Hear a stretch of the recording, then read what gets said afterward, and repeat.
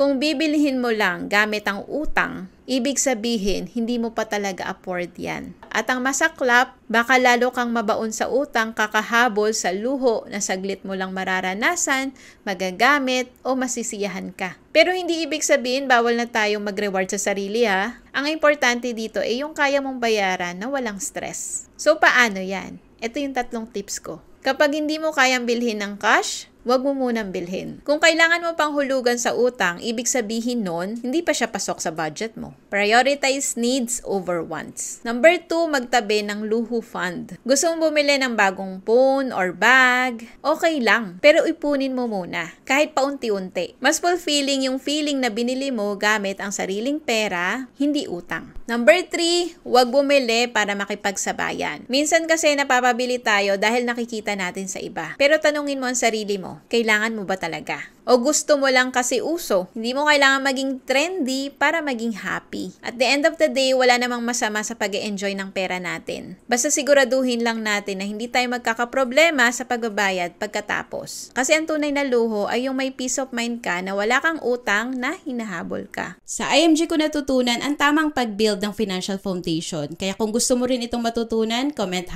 #ipon below para mabigyan kita ng access sa aming free webinar.